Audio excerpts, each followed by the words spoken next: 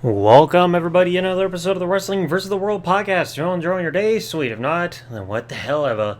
So, I wanted to talk about this subject matter because, it was coming to mind just recently. And that was Undertaker's less than stellar 2004 run, and you'll understand why. So, we last saw The Undertaker, Survivor Series 2003, Big Evil / American Badass, got buried alive at Survivor Series by Kane, even though Undertaker was going against Vince McMahon. He decided, my brother was being human. He needed to go away. He's buried alive. I killed my brother. And it's not really something you should be bragging about there, Kane, but we got rid of The Undertaker there, and American Badass was primarily gone up until we got around with the end of his career, but after this, we started to see these vignettes saying that, Undertaker's coming back, Kane, you better get ready, WrestleMania, you're dead. So, the high point we can talk about all this entire year was at WrestleMania. We saw the return of the Phenom. He had the Druids there with the torches, coming down, wearing pants and everything, because I think we kind of forgot about that part, and coming down with Paul Bearer in the urn, so we get that whole thing. That was a great visual, and seeing the Phenom come back, and he defeated Kane in his WrestleMania return. Well, / return match overall, but that means now Kane was the first person to go lose 2 matches against The Undertaker at WrestleMania, because we would see it again with a few others, but this was the first. And this match was not as good as the WrestleMania 14 encounter, to be quite honest. So, he got rid of Kane, and that feud was already over. Now, after this, it got a little weird, because Booker T, he got brought over to SmackDown, because himself and the Dudley Boys got traded to SmackDown in return for Triple H going back to Raw, and Booker T was not happy, saying, "I do not need to be on this show, sucker." He decided to go, "You're the biggest dog in the yard." I know, kind of feeling like DDP, so he decides to go against The Undertaker. And I think at some point they were doing some of those segments where "I could be spooky. I got these skulls on beads, sucker." So it's it looked like he stole something from Papa Shango. But he wanted to get in the head of The Undertaker. It didn't work. You go to Judgment Day, Undertaker defeated Booker T. These two did not click. We had already seen so before when they had the match No Mercy in 2001. It was just a thrown together thing, or just Booker T just being "I'm not happy about being on SmackDown." Big whoop. So, at least one positive match I can say after this. The following month in June, prior to the Great American Bash, I can quickly insert this before talking about the feud for the Great American Bash, he had a really good match with the John Cena on SmackDown. June 24th, 2007, or 2004, excuse me. That one actually really worked. Bravo to them. But now, speaking of the Great American Bash, this is where everything really went downhill. So, The Undertaker, he still had Paul Bearer. It had only been going on for a few months. But Paul Heyman and the Dudley Boys kidnapped Paul Bearer because they wanted to control The Undertaker. He had control of the urn, and The Undertaker's "I will obey you, Paul Bearer." Or, sorry, Paul Heyman, you know what I mean. But this leads to the handicapped Concrete Crypt match of the Great American Bash. Undertaker, Dudley Boys.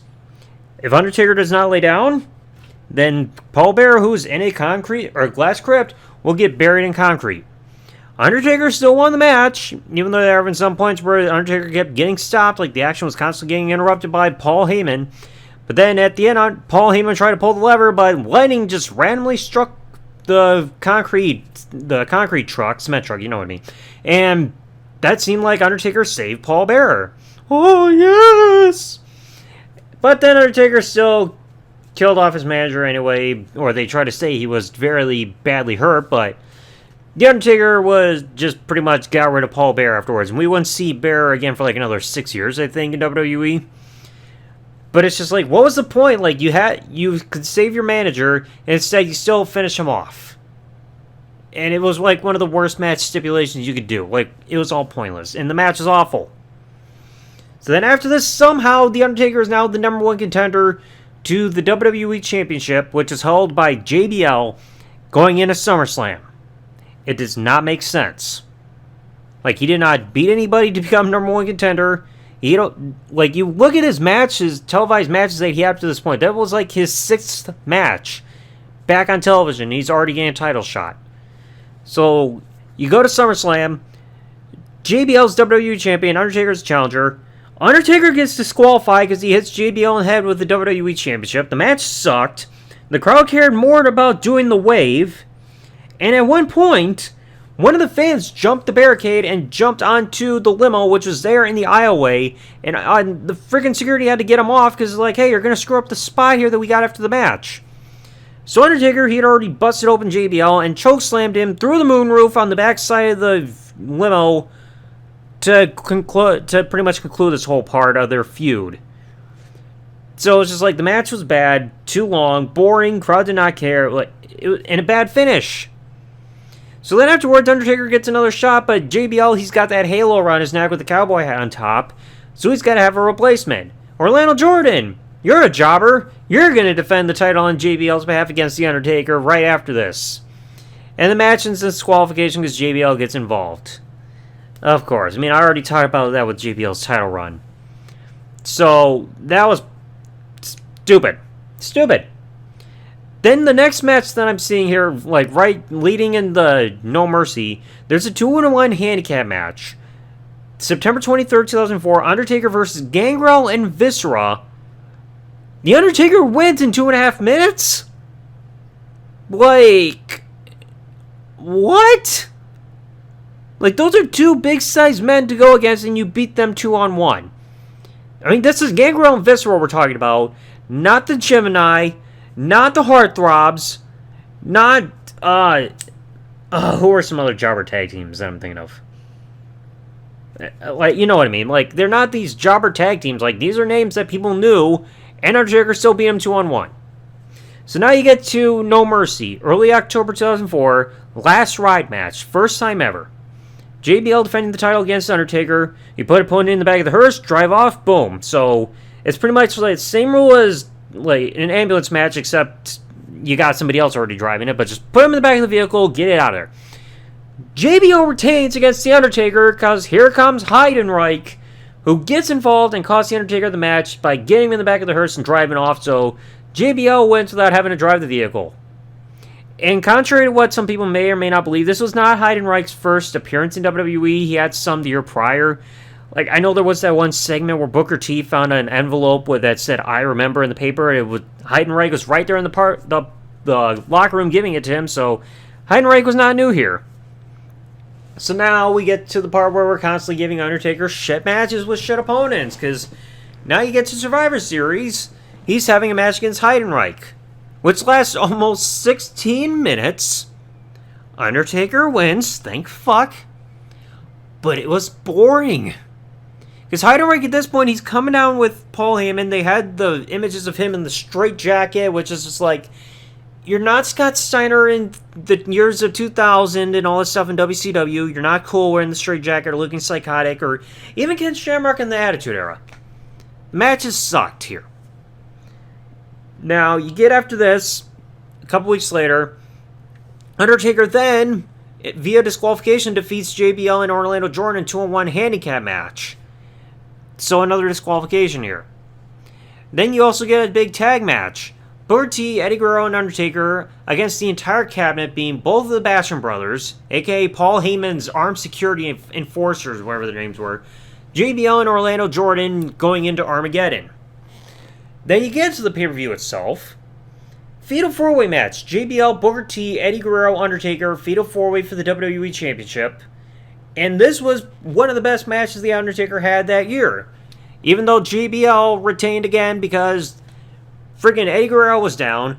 Booker T, he ate the clothesline from hell and got pinned. And I think they said the rest of the cabinet cannot get involved.